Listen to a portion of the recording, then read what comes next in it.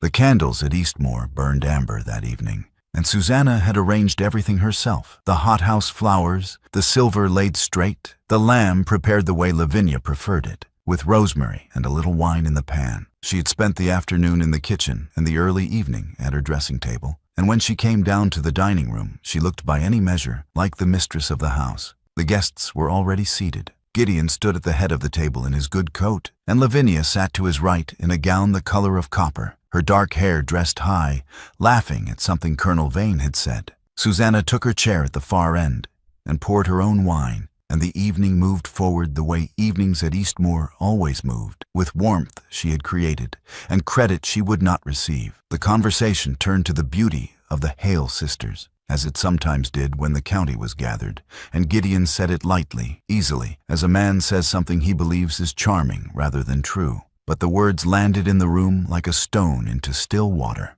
"I wish I'd waited for your sister." He was laughing when he said it. He was looking at Lavinia when he said it. And Lavinia's mouth curved, just for a moment, just the edge of a smile, before she pressed her lips together and looked down at her plate. The table went silent. Colonel Vane set down his fork. Mrs. Vane found something of great interest in the candle flame. Susannah felt the words reach her across the length of the table, across the silver and the hothouse flowers, and the rosemary-scented lamb she had arranged for her sister's pleasure. And she did not flush. She did not reach for her wine. She sat for one complete breath, then reached to her left hand and worked the wedding ring from her finger. It was warm from her skin, thin from 8 years of daily wear, and she rose from her chair. She walked the length of the table without haste. She stood beside Gideon, took his right hand where it rested near his glass, opened the fingers, and placed the ring in his palm with the precision of a woman returning borrowed property. She felt his hand go still beneath hers. "Wait no longer," she said. She went to the doorway where Iris had been brought down to say goodnight to the guests and was standing in her nightgown with her hand on the doorframe, watching. Susannah lifted her daughter from the chair, settled her against her shoulder, and walked out of Eastmoor's front door and into the river mist without collecting her coat. The gravel was cold through the thin soles of her evening shoes. The lit windows of Eastmoor bloomed behind her in the fog, amber and warm, the way she had always kept them. Iris was already half asleep, her weight trusting and complete against Susannah's shoulder, her small hand curled at the back of her mother's neck. Susannah stood for a moment on the drive and felt the bare place where the ring had been. The faint indentation, the skin slightly paler beneath where the gold had sat. And then she turned toward the river road and began to walk toward Marlden. She had been 29 when Gideon Calvert offered for her, and the county had discussed it for months. An apothecary's daughter, a baron of good standing and reasonable income, not a young man, but not old either, with Eastmoor in solid repair and a name that required no explanation in 3 counties. The general opinion was that he had been generous. Gideon's private opinion, which he never stated and never needed to, it lived in the particular set of his shoulders when he introduced her, in the patience with which he absorbed her father's plain speech at family dinners, was the same, that he had been generous, and that the fact of his generosity was a gift she ought to feel daily. The night he proposed, he had fastened her cloak at the throat for her, standing close, his fingers careful and deliberate at the clasp. It was the only time in their 8 years together that he had touched her with his full attention.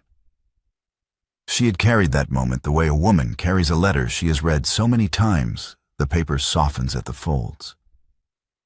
And only now, walking the river road with Iris sleeping against her and the mist cold on her bare hand, could she see how thin it had always been.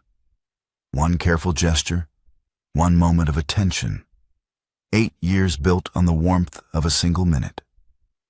She had run Eastmoor from the first month, not because anyone asked her to, Because she was an apothecary's daughter, trained to look at a thing and understand what it needed. And Eastmoor needed order. She learned the tenants by name and by circumstance. Which family had a sick child, which field was draining poorly, which man would cheat on the timber measure if no one was watching. She kept the accounts in her own hand, neat and complete, a system her father had taught her before she could keep a household. Gideon received the credit. The county saw a baron who managed his estate well. Susannah saw to it that this remained true, and she did not resent the arrangement because she had not yet understood that she was an arrangement. Lavinia had been 14 when their mother died. 14 and already the kind of beautiful that makes a room rearrange itself. Susannah brought her to Eastmoor because there was nowhere else, and because Lavinia was her sister, and because Susannah had always been the one who managed things. Lavinia charmed Gideon from the first evening, and charmed every guest who followed, and Susannah had been glad of it. She had watched Lavinia grow from a grieving girl into a young woman of considerable presence, and thought, I did something right. She had not seen the campaign, because she had not believed one was possible. Lavinia was her sister. Lavinia was her responsibility. A woman does not suspect the person she has fed and clothed and loved as her own. But the pattern was there, if she had been willing to look at it. The small domestic decisions that went wrong in ways that reflected on Susannah's management. The supplier who received a confusing instruction, the dinner that was under-ordered, the tenant's letter that went unanswered for a week. The particular compliments Lavinia deployed to Gideon, always about his judgment, always about his discernment, always arriving just after some moment when Susannah had contradicted him. The way Lavinia positioned herself in rooms, always near him, always bright, always the easier company. A campaign requires patience and intelligence and a clear understanding of what the target values most.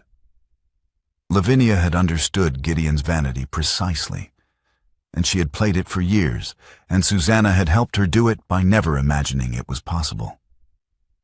The river road curved away from Eastmoor's light. Marlden lay 4 miles ahead, and Susannah had made the walk in worse conditions than river mist. Iris stirred against her shoulder and did not wake. The ring was gone from her hand, and the night was very quiet, and Susannah walked steadily forward into the dark. She had kept her father's key on the same ring as Eastmoor's household keys for 8 years, and she had never examined why. The apothecary in Marlden's Market Lane had been closed since her father's death the previous winter, shuttered, the shelves dusty, the mortar and pestle still on the counter where he had left it.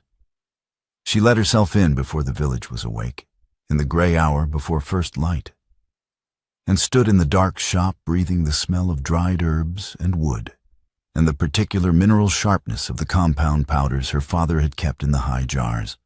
She put Iris down on the narrow cot in the back room, covered her with the blanket she found folded on the shelf above it. And then she lit the lamp on the counter and began. Mrs. Pell arrived at first light. She was the midwife who had delivered half of Marlden's population over 40 years. A broad, unhurried woman with gray hair and hands that had never once hesitated at a difficult moment. She had seen the lamp through the window and come without being asked, which was her way, with most things that needed doing. "I heard you were back," Mrs. Pell said, setting her basket on the counter. "What do you need?" "An inventory," Susannah said, "and someone who knows what's still good on the high shelves." Mrs. Pell put on her spectacles, and they began. By the end of the week, the shop was swept and the shelves restocked from what could be salvaged, supplemented by an order Susannah sent to the supplier in Bristol, whom her father had used for 30 years. She wrote the order in her father's ledger format, in her own hand, and signed it S. Hale. She had a card lettered and placed in the window. She had Iris's cot moved closer to the stove. She was open for trade by the following Monday. And Marlden came, not out of charity, not out of curiosity, but because they had needed an apothecary since her father died. And here was one who knew what she was doing. The work was not exile. It was the thing she was built for, stripped of everything that had required her to be smaller than she was. She measured a tincture for a tenant farmer's wife who had been coughing since September and explained the dosage twice, slowly, because the woman was nervous about getting it wrong. Iris sat on the low stool beside her and arranged dried lavender into bundles with the serious concentration of a child given a real task. Marlden already called Susannah Miss Hale, which was not quite accurate and which she did not correct, because it was the name she had always been. At Eastmoor, the disorder arrived quickly and without drama, the way a well-maintained machine fails when one load-bearing part is removed.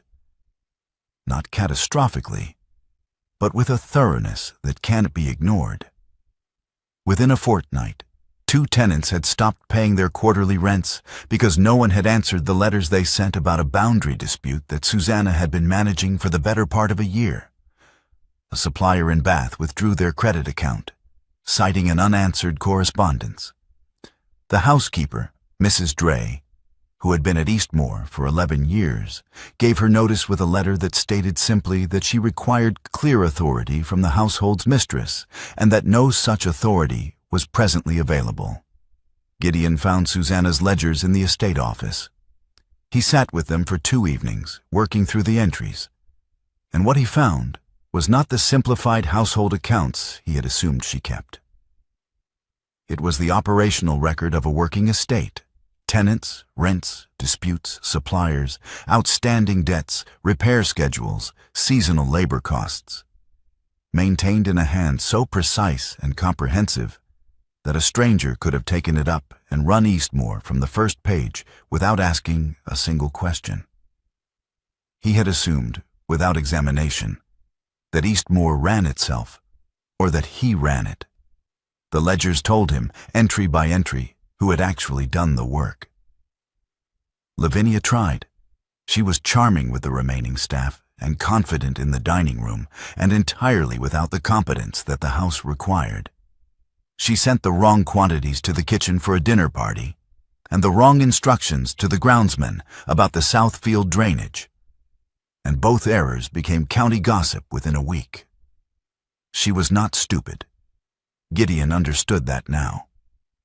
But her intelligence ran in a particular direction, toward people and their vanities, and a failing estate required a different kind of mind entirely.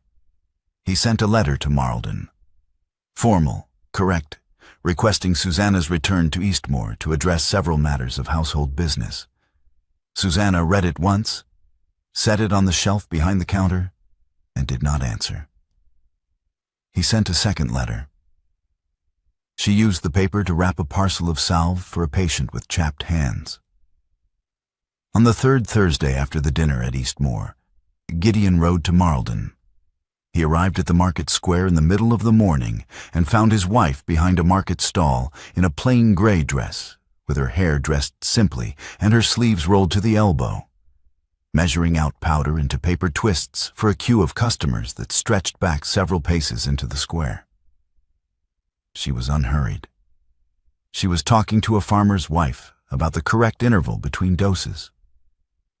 She did not look up when he arrived, though he was certain she had heard his horse on the cobbles.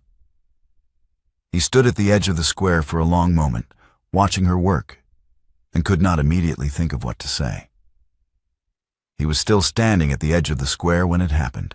A gentleman named Forsyth, a man from Gideon's own social circle, a frequent guest at the larger county assemblies, came through the market and recognized Susannah at her stall. He stopped.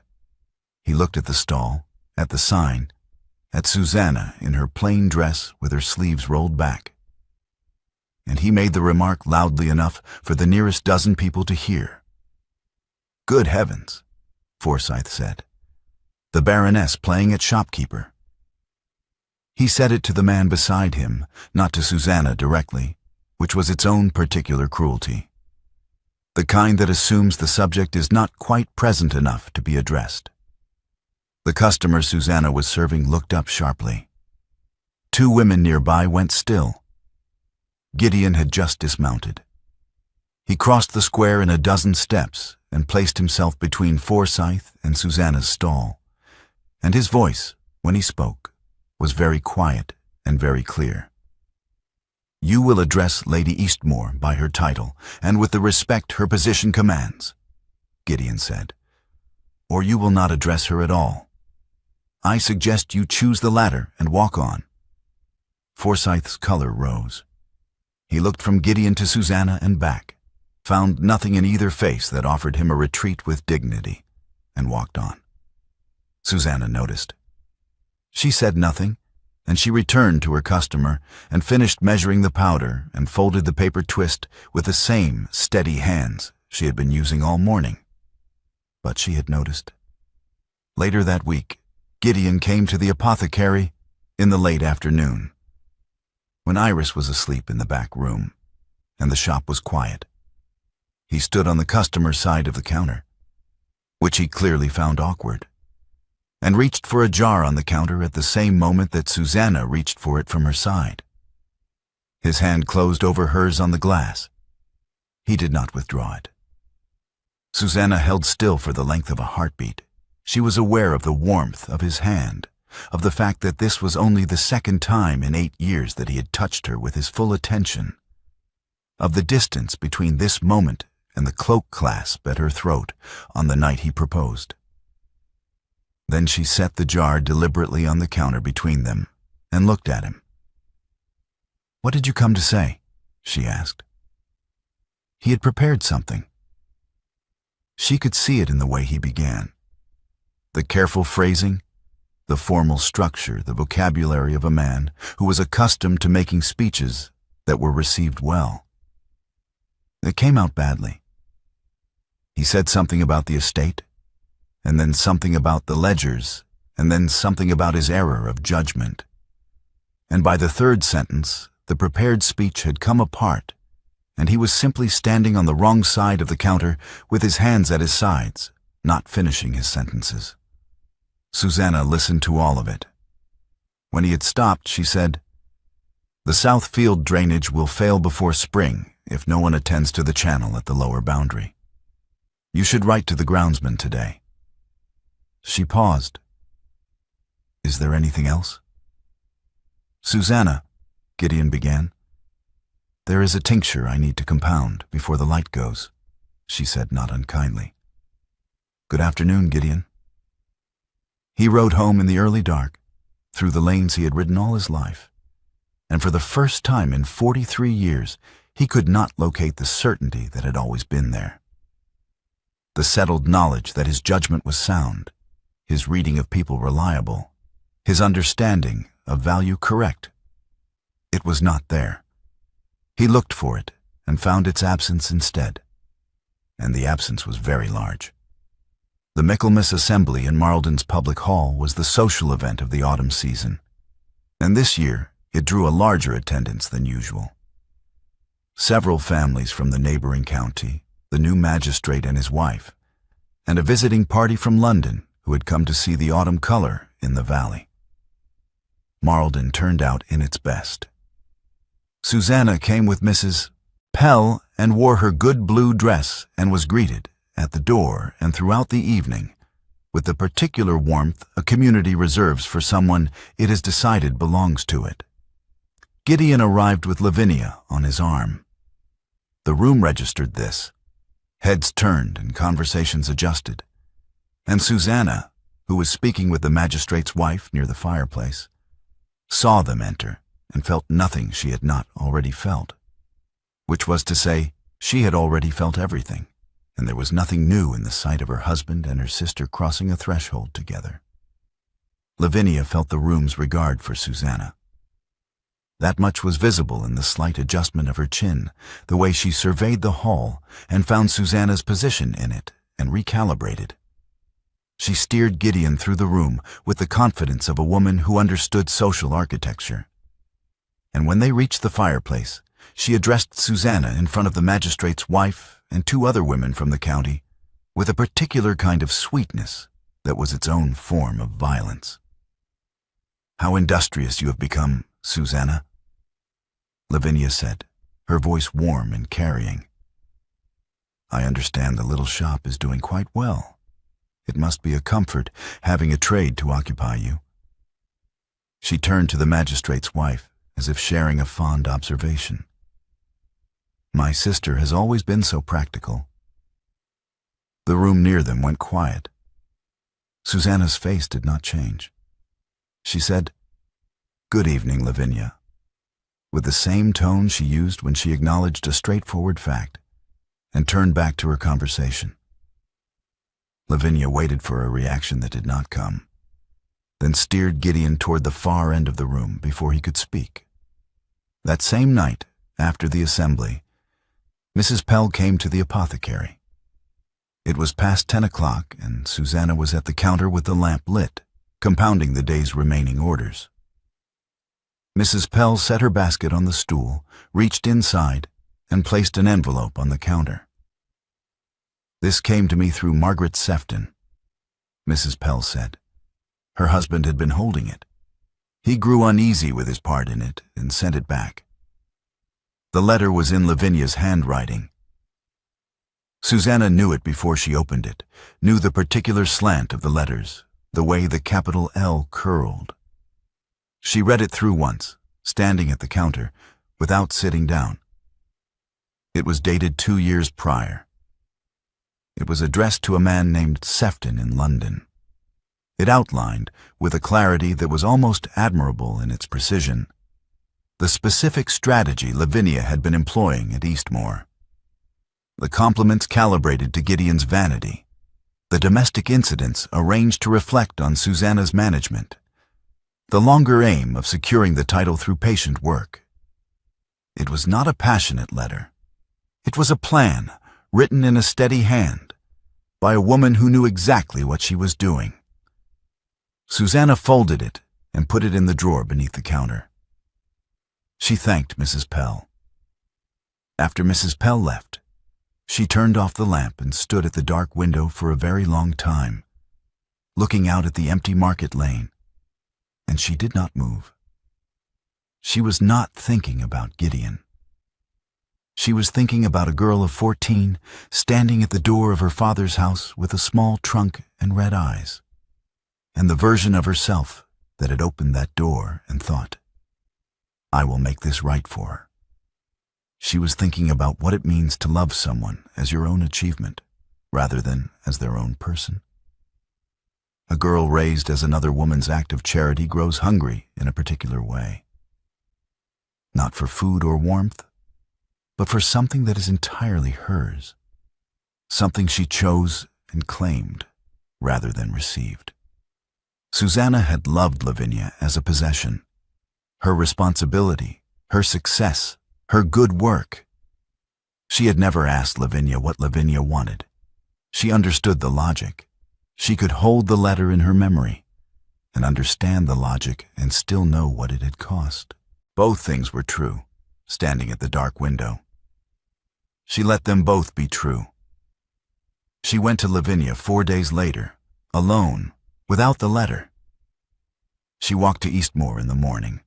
She knew the house, knew which side entrance the housekeeper left unlocked, and found Lavinia in the small parlor with her embroidery and her composure and her copper-colored morning dress. Lavinia looked up, and something moved across her face that was not quite surprise. "Susannah," she said. Susannah sat down across from her. She did not raise her voice. She said what she had come to say, plainly, in the way her father had taught her to speak about difficult things, naming them precisely without decoration, because decoration was a form of cowardice. "I raised you as my accomplishment," Susannah said. "I brought you to Eastmoor and managed your life and called it love. And I never once asked you what you wanted your life to be. A girl raised as someone else's charity, as someone else's proof that they are good, grows hungry for something of her own.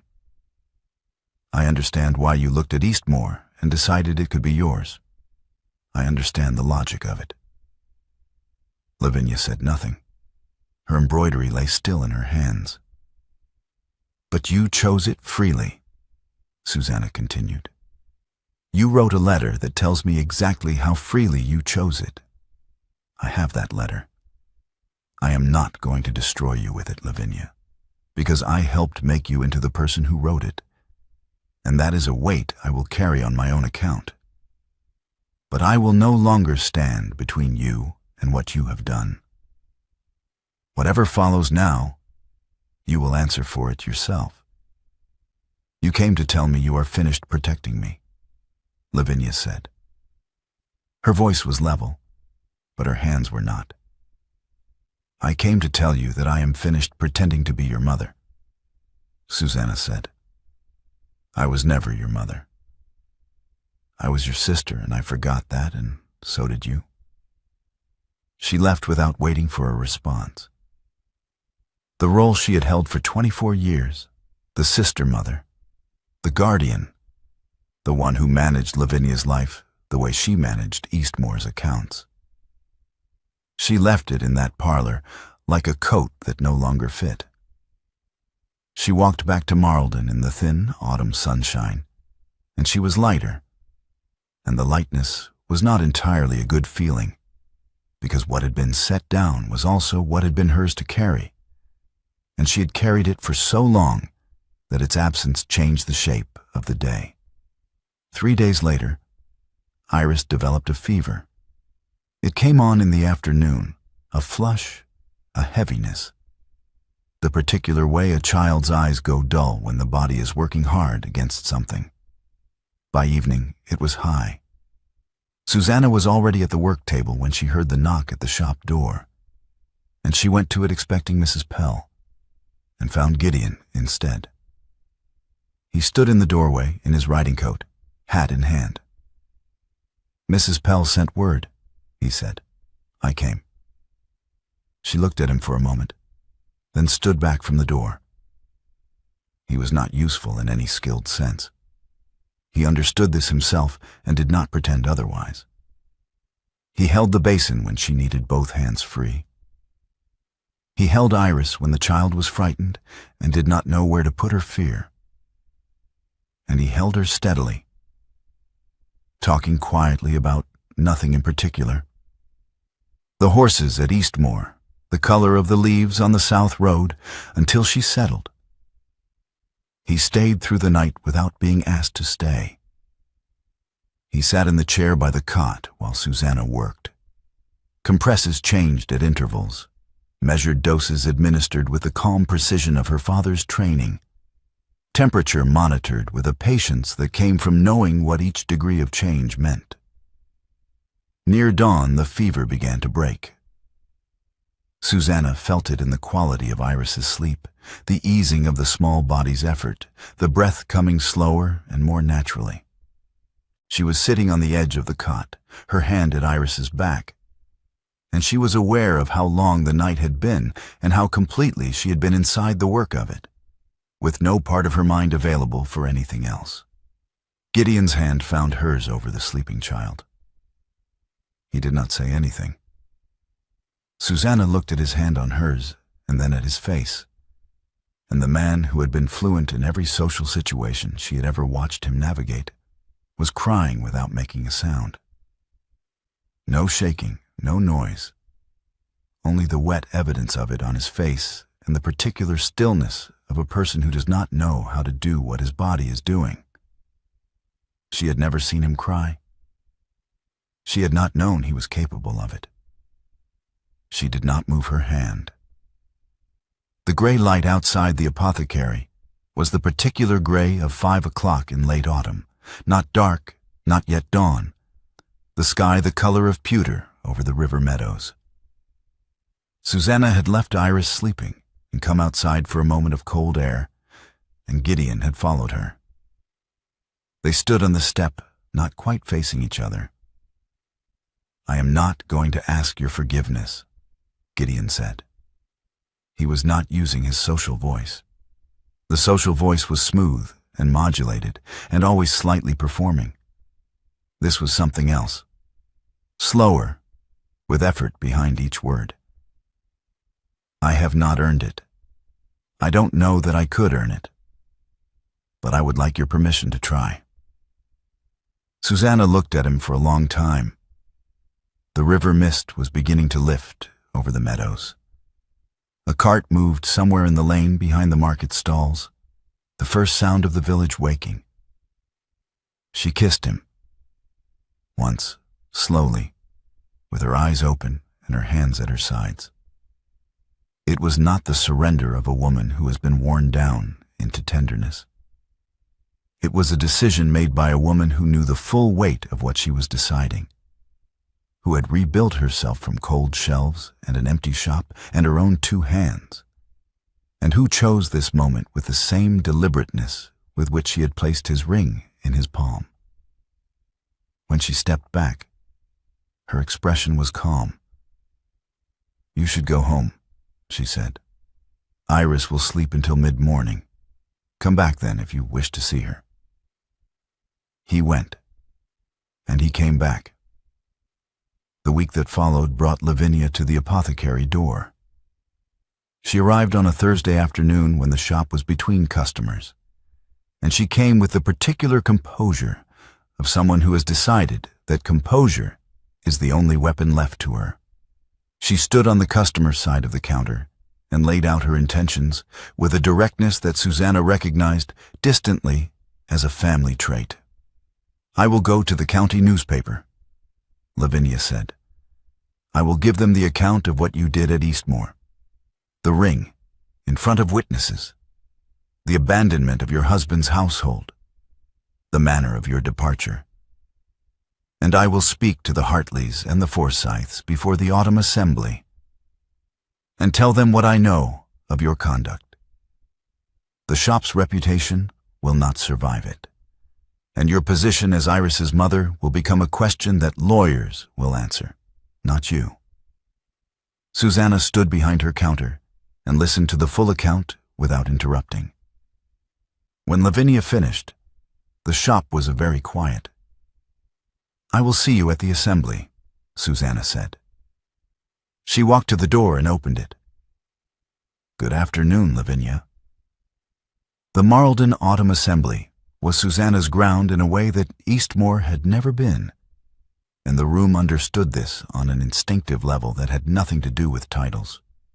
She was the apothecary's daughter who had come home, who had reopened her father's shop, who knew the names of the children she had helped through their fevers and the farmers she had helped through their injuries. The visiting gentry from the neighboring county were guests in Marlden. Susannah was not. Lavinia arrived with the confidence of someone who had committed to a course of action and intended to see it through. She waited until the room was full. The local gentry, the visiting families, Mrs. Pell in her good shawl near the fireplace, Gideon standing to one side with the expression of a man who does not know what the next 10 minutes will contain. And then she addressed the assembly in a clear, composed voice. She told the story of the dinner at Eastmoor. She told it well. The ring returned in front of witnesses, the abandonment of a husband's household, the baroness who had chosen a market stall over her obligations. She described Susannah's departure as the act of an unstable woman, one unsuited to the responsibilities of her position, one who had repaid a generous marriage with public humiliation. She spoke for 4 minutes without interruption because she was charming, and the room was not yet sure what it was hearing. When Lavinia finished, the hall was quiet. Susannah reached into the pocket of her dress and took out the letter. She had carried it for 3 weeks, folded in its envelope, and she had decided in that time what portion of it the room needed to hear. She unfolded it, smoothed it on her palm, and read aloud a single passage. The section that described the specific domestic incidents arranged to reflect on Susannah's management, and the explicit statement of the aim behind them. She read it in the same tone she used when she read a dosage instruction to a patient, clearly without theatrical emphasis, because the words did not require assistance. When she finished reading, she looked up at the room. "This letter is in my sister's handwriting," Susannah said. "It is dated 2 years ago. It was written to a gentleman in London named Sefton, who returned it to Mrs. Pell of this village when he grew uneasy with his role in its delivery." Mrs. Pell stepped forward from the fireplace. She was a woman the village had trusted with the most intimate moments of their lives for 40 years, and when she said, "I received this letter from Mr. Sefton's own hand, and I brought it to Susannah Hale, and I will say so to any person in this room who requires it," the hall believed her without question.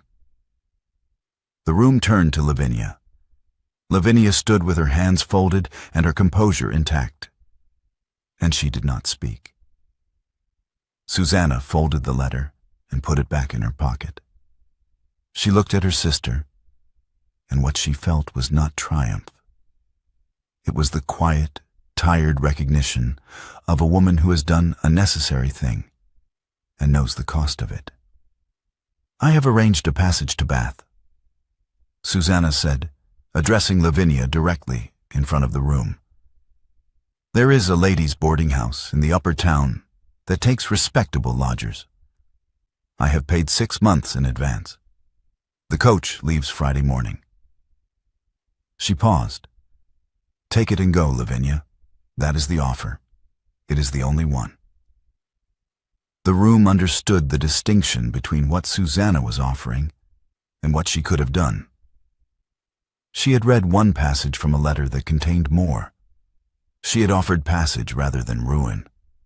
It was mercy of a particular kind, the kind that comes from responsibility rather than tenderness, from a woman who helped make the person she was now judging and could not entirely separate those two facts. Lavinia took the passage. She did not speak before she left the hall, and Susannah did not watch her go. Then Gideon stood up. He stood in the center of the Marlden Assembly Hall, the county that had always deferred to his title, his name, his judgment. And he spoke without the social voice, without the performance, without any of the fluency that had always made him easy in a room. "I have prided myself, for the whole of my adult life, on my ability to read character," Gideon said. "I believed my judgment was sound. I believed I understood the value of things and people." He stopped.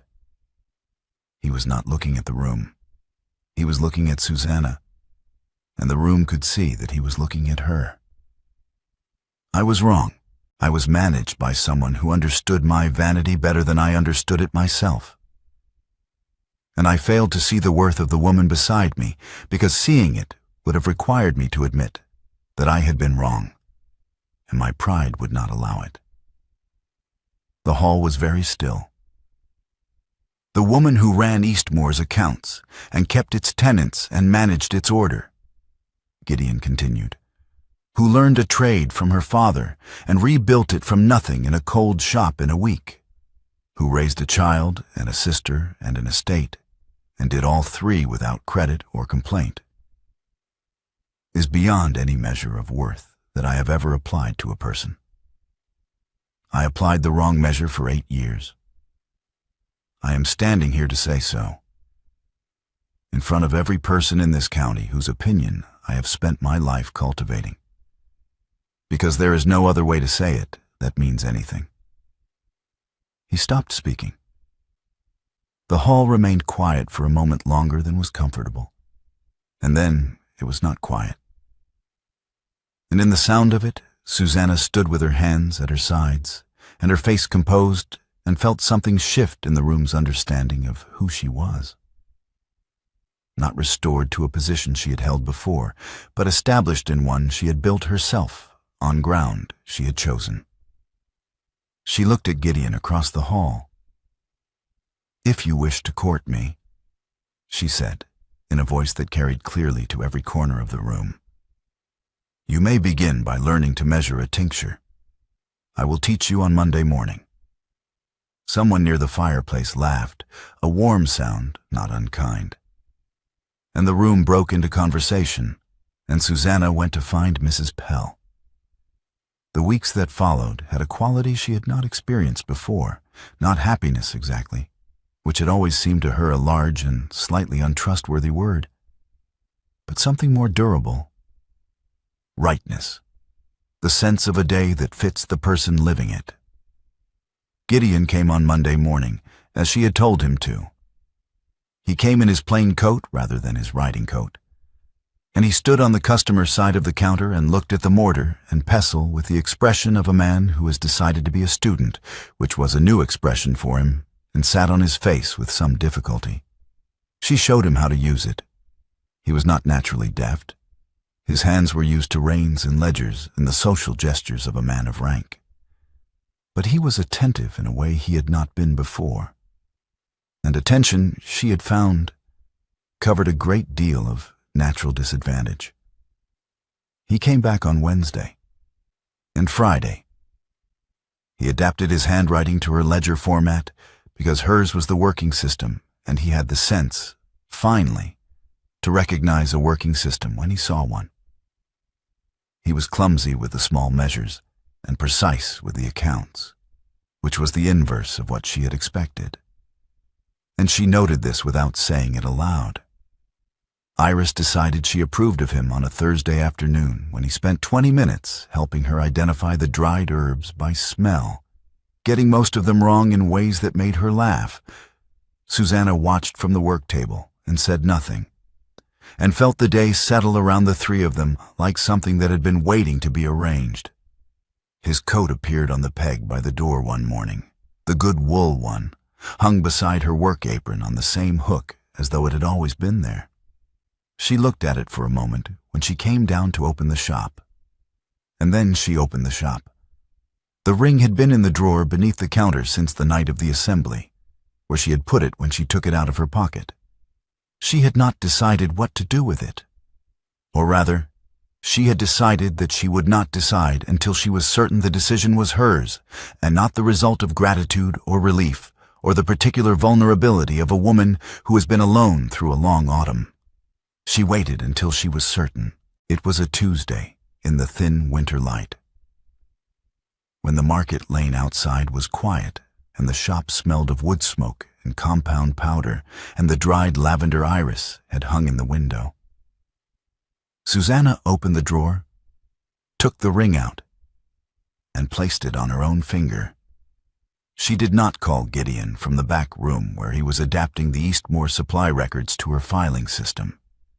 She did not make an occasion of it. It was a private act, witnessed only by the winter light through the apothecary window, because it was hers to make, and she made it on her own terms, in her own time, in her own place. When Gideon came through to the front of the shop an hour later with a question about the Bristol supplier's invoice, he saw the ring on her hand and stopped. He looked at it, and then at her. She met his eyes and went back to measuring. He sat down at the counter beside her, opened the invoice, and asked his question, and she answered it. And they worked through the morning together in the thin winter light. His handwriting and hers in the same ledger, his coat on the peg beside her apron, the wood smoke rising from the stove, the clear light coming through the window of her father's shop, which was now hers. Unhurried and equal, and beginning.